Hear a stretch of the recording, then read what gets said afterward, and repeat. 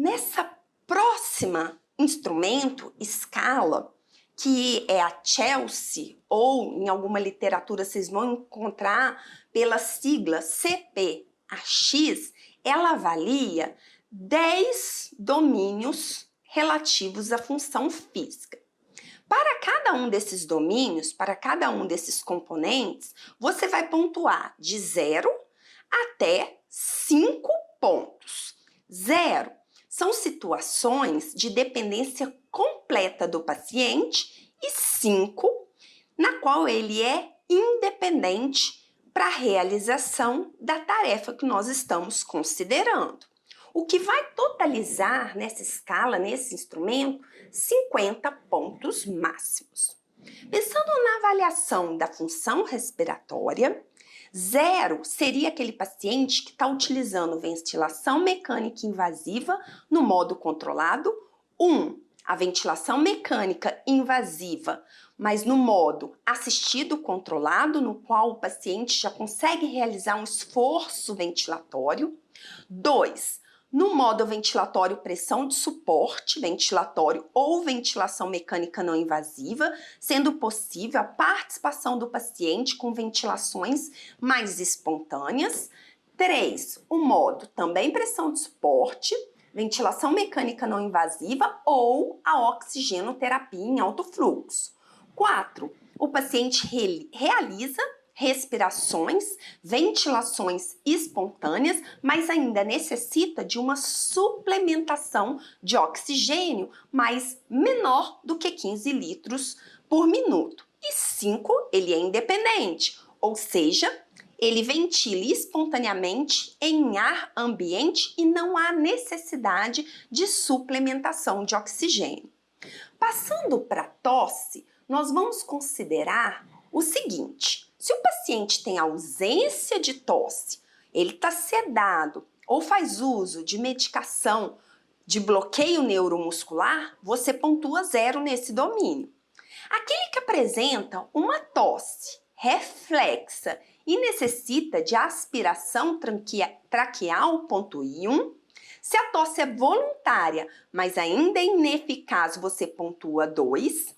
Se ela é parcial, mas ela já começa a ser efetiva, você pontua 3.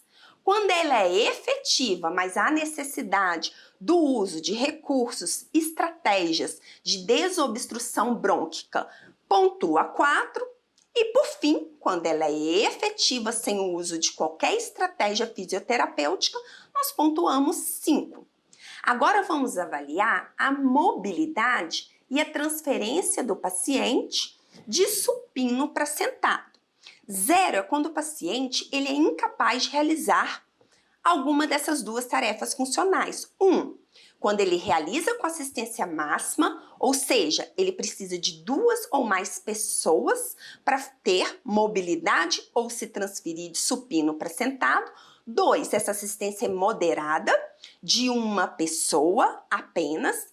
3, a assistência é mínima. E aí, quando eu falo dessa assistência mínima, é de uma única pessoa.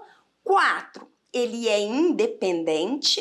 E aí, ele demora mais do que 3 segundos para conseguir essa independência na tarefa funcional. E 5, ele é independente em 3 segundos ou menos. Dando sequência, agora a gente vai avaliar a questão do equilíbrio. Para avaliar o equilíbrio, a gente vai considerar o paciente em equilíbrio sentado, na beira da maca, da cama e de pé. Então, quando o paciente ele for incapaz, nós não iremos pontuar. Quando ele necessita de uma assistência máxima, no caso do equilíbrio de pé, por exemplo, ele só realiza por meio de uma prancha ortostática, é 1. Pontuação 2 é numa assistência moderada, de uma única pessoa. Pontuamos 3 quando é assistência mínima de uma pessoa ou um equipamento de assistência, como uma muleta, para que ele tenha esse equilíbrio de pé. 4, o paciente é independente, mas ainda com uma base de apoio. E 5, ele é independente também de forma dinâmica, fora na base de apoio e sem envolver para esse apoio os membros superiores. Passamos para a avaliação da transferência, de sentado para de pé e da cama para uma cadeira. E novamente, 0 quando ele é incapaz, 1 quando ele necessita de uma assistência máxima, 2 uma assistência moderada, 3 uma assistência mínima, como um movimento de pivô, de apenas uma pessoa, 4 quando ele é independente, mas ele usa um apoio, por exemplo, o braço de uma cadeira, e 5, ele é totalmente independente e não necessita desses apoios para realizar as transferências. A marcha estática, ou seja, no mesmo lugar. 0, o paciente é incapaz. 1, ele precisa de assistência máxima, né? Ele precisa de um auxílio completo para fazer essa caminhada no mesmo lugar. 2, uma assistência moderada de uma pessoa ou de um dispositivo. 3, assistência mínima de apenas uma pessoa. 4, essa assistência também é mínima, e aí ela pode ser ou de uma pessoa ou de um equipamento. E 5, que é a pontuação máxima, o nosso paciente é independente.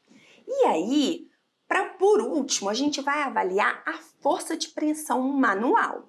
Nós temos vídeo aqui na plataforma com a execução prática dessa avaliação. Se o seu paciente não for capaz de realizar ou que a gente proceda com essa avaliação da força de pressão muscular, nós não pontuamos. Se a força que ele apresenta é menor do que 20% do que seria esperado para ele, 1, menor que 40%, 2, menor que 60%, 3, menor do que 80%, 4, e quando é maior ou igual a 80% do previsto para ele, pontuação máxima ou 5. Para saber qual é a força esperada para aquele paciente, você pode utilizar essa fórmula que leva em consideração o sexo do paciente. Então, se é uma mulher, esse quesito não entra no cálculo, porque se for do sexo feminino, entra o 0, né? Então, qualquer valor multiplicado por 0 é 0, então a gente não considera esse fator e só consideramos esse fator no cálculo quando for um homem. Outros dados que iremos levar em consideração é a circunferência do antebraço e o comprimento da mão. Então, essa fórmula dá uma previsão, uma estimativa da força manual que é esperada do seu paciente. Aí você vai comparar o que você efetivamente avaliou com o que era esperado para ele e pontuar de acordo com o nível de força que o seu paciente apresentou em relação ao que seria esperado